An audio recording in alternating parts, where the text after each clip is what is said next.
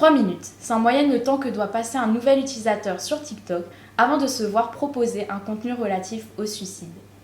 C'est en tout cas ce que révèle un rapport publié le 15 décembre 2022 par le Centre de lutte contre la haine numérique. L'organisme tente de nous avertir sur les dangers de TikTok en préconisant des prises de décision gouvernementales afin de réguler son utilisation. Pourtant, TikTok ne cesse de gagner en popularité, le nombre de nouveaux utilisateurs ne cesse d'affluer et l'âge des abonnés les plus jeunes ne cesse de s'abaisser.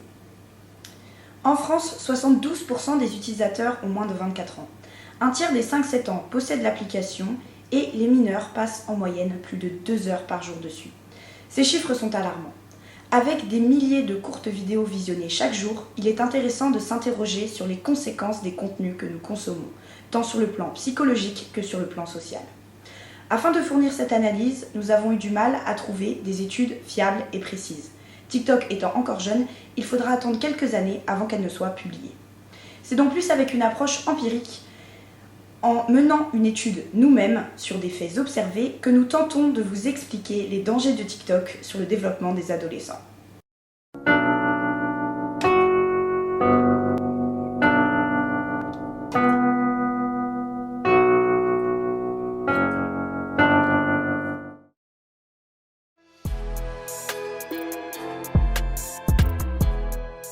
Il est facile d'observer une baisse de la concentration chez les adolescents consommateurs à l'abus de courtes vidéos. Plus facile à utiliser que YouTube, il faut porter l'attention aux détails. En effet, pour traîner sur TikTok, pas besoin de faire de choix, ni de cliquer sur la vidéo. Elle commence toute seule et se répète à l'infini sans action de notre part. Faire un choix devient compliqué, difficile. Quand la vidéo ne nous intéresse pas assez, il suffit de swiper vers le bas et notre attention est déjà redirigée. C'est ainsi que des vidéos sans liens apparents se succèdent, montrant des images toujours plus choquantes, violentes, banalisant ainsi la violence et la tristesse, toujours sans aucun filtre. Il est difficile de garder sa concentration quand nous savons que des milliers d'autres vidéos sont à notre disposition et que l'on peut se distraire à l'infini. En faisant réagir l'hormone de la récompense, la dopamine, nous sommes submergés par ce flux et peinons à nous en détacher. Il fonctionne que dans notre cerveau, ça va envoyer régulièrement des messages qui vont activer l'hormone de la récompense, qu'on appelle la dopamine. C'est pour ça qu'on va passer des heures à scroller, à regarder des vidéos les unes après les autres, alors qu'au final, en fin de journée, on va se dire qu'est-ce qu'on a fait? On a passé 2 heures, 3 heures là-dessus, ça ne nous a pas apporté grand-chose. Alors déjà, je pense que par jour, je passe environ 3-4 heures sur TikTok.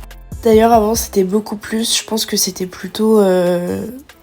ça s'élevait plutôt à 5-6 heures, parfois, si je m'ennuyais. Avant que je supprime l'application TikTok, j'ai passé environ 3 heures par jour. Grâce aux messages positifs envoyés à notre cerveau par le biais de la dopamine, il est difficile de lever les yeux de son écran, de le poser ou de l'éteindre. Cela se traduit par un réel manque quand on ne peut pas avoir accès à l'application et à une altération durable de la qualité de notre sommeil. Je dirais que c'est limite devenu comme une addiction en fait. C'est que dès que je m'ennuie, il faut absolument que j'aille sur l'application. C'est ce que démontre une étude de l'Université de Trinité et Tobago qui analyse les données de 354 étudiants en utilisant l'échelle de dépendance Facebook de Bergen, mais pour TikTok. Un témoignage de son auteur révèle l'ampleur énorme de ce phénomène. Cela suggère que les signes les plus définitifs de la dépendance sont que l'utilisateur devient nerveux, irritable, anxieux ou manifeste de forts sentiments de tristesse lorsqu'il est privé d'accès au site de réseautage social, ce qui signifie retrait, et que les tentatives de l'utilisateur de contrôler sa participation au site de réseautage social sont échecs et mènent à la rechute. Une personne a également souligné que son fils semblait nerveux, refusait de manger et avait même essayé de mentir pour accéder au site de réseautage social lorsqu'il était restreint. Il y a donc de réels signes de dépendance qui vont dégrader progressivement la santé mentale de l'individu et son équilibre. Ceci est renforcé selon le contenu qu'il consomme. En effet, TikTok crée des spirales dans lesquelles des vidéos s'enchaînent en fonction de nos goûts. Une fois que nous commençons à consommer du contenu sur la santé mentale, de plus en plus de vidéos de ce type vont se diffuser et vont forcer à un certain endoctrinement idéologique dans lequel les personnes concernées vont se reconnaître dans les symptômes énoncés par le créateur. qui sont souvent des choses banales qui concernent un grand nombre d'adolescents. Par pitié ou par compassion naturelle, et parce qu'il est facile de se sentir concerné par ces problèmes, les utilisateurs de TikTok vont croire à ce qui est raconté et également superposer ces croyances dans leur vie au quotidien et peut-être eux-mêmes en parler en se faisant passer pour de vrais connaisseurs, etc. Par ce phénomène, de plus en plus d'adolescents se retrouvent à s'auto-diagnostiquer et car ils sont dans une logique d'enfermement, ils ne vont pas forcément rechercher l'aide dont ils ont besoin au bon endroit. Ils se contentent de consommer le contenu qui va dans leur sens sans sortir d'une logique unaire. De fortes comparaisons entre des troubles mentaux graves et de simples symptômes se multiplient en encourageant les adolescents à s'auto-diagnostiquer.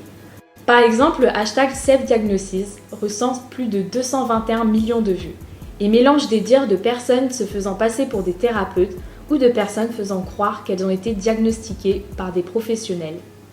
Autre exemple, les vidéos sous le hashtag Borderline Personality Disorder ont été visionnées 600 millions de fois, alors que, selon le National Alliance on Mental Illness, seulement 1,4% de la population adulte américaine souffrirait de ce trouble. Tout repose sur l'effet Barnum qui se définirait ainsi. L'effet Barnum est un biais cognitif ainsi qu'une technique de manipulation qui conduit un individu à considérer une description générale et floue de traits de personnalité comme s'appliquant précisément à sa propre personnalité. De fausses communautés se créent ainsi, rassemblant des personnes convaincues d'être différentes et s'exposant à des dérives dangereuses, comme l'isolement et l'enfermement dans de fausses projections sur soi. Mais c'est également l'exclusion d'autres personnes, refusées à l'entrée de ces groupes exclusifs car pas légitimes à les exposer, tout simplement parce que leurs problèmes s'illustreraient de manière différente et à l'inverse des codes évoqués. Internet ou ces comptes de pseudo-psychologues qui se voudraient être des safe places se transforment en réelles sphères d'exclusion dans lesquelles des personnes en peine se verraient privées de leur voix pour en parler. Parce que la santé mentale constitue un sujet désormais mis en avant de manière exponentielle, les personnes touchées trouvent une oreille réconfortante sur TikTok et partagent leurs expériences privées sans aucune retenue. Nous avons nous-mêmes réalisé une simple expérience. La création d'un faux profil TikTok d'une jeune fille de 13 ans, c'est-à-dire l'âge limite pour utiliser l'application. Les premières vidéos qui apparaissent sont variées, puis en peu de temps, du contenu relatif à la santé mentale est mis en avant par l'algorithme. Nous avons interagi avec ces vidéos. En scrollant, nous sommes exposés à des sujets de plus en plus graves et choquants. Automutilation, suicide, anxiété, dépression, troubles du comportement alimentaire. C'est un retour à une réalité très sombre que TikTok fait subir à ses utilisateurs en quête de divertissement.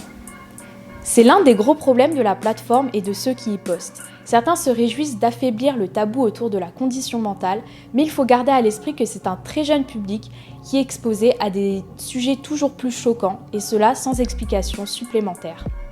Ce n'est pas le seul risque de l'utilisation des réseaux sociaux chez les plus jeunes. Et même des tendances futiles peuvent impacter les utilisateurs qui y sont exposés à longueur de journée.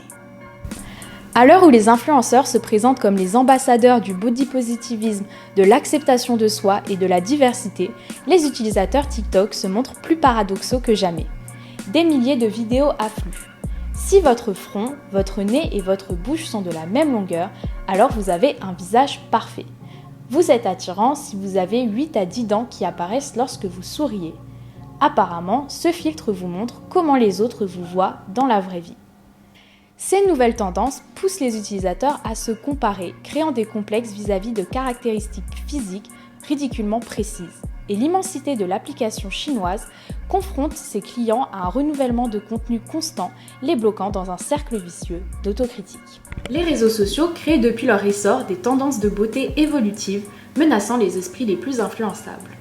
On a pourtant assisté à une prise de conscience suite à la folie de la chirurgie esthétique et aux dangers qu'elle représente. Mais TikTok ne semble pas en tirer de leçons et continue de mettre en avant des normes imposées aux jeunes utilisateurs qui peinent à grandir dans un espace saturé de tendances de beauté à suivre. Ce qui est nouveau avec TikTok, c'est que l'algorithme propose des vidéos à l'infini, facilitant l'intériorisation de ce genre de contenu. Les normes de beauté existent depuis toujours, mais elles furent jusque maintenant créées par la société, propagées par l'art.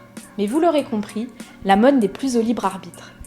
Certaines enquêtes étudiant les raisons de la mise en avant de vidéos plutôt que d'autres révèlent l'existence d'un nouvel algorithme, cette fois conçu pour analyser les critères esthétiques. TikTok could replace a team of human moderators with a highly precise algorithm that works as soon as you upload your video. It rates your face and then embeds the results from that into a video metadata.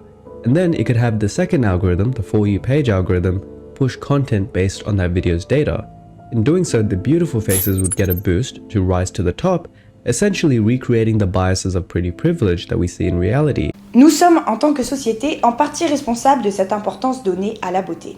Mais avec la nouvelle ère TikTok, la subjectivité n'a plus sa place. Et pour gagner en visibilité, il faut en tout point se rapprocher de la perfection.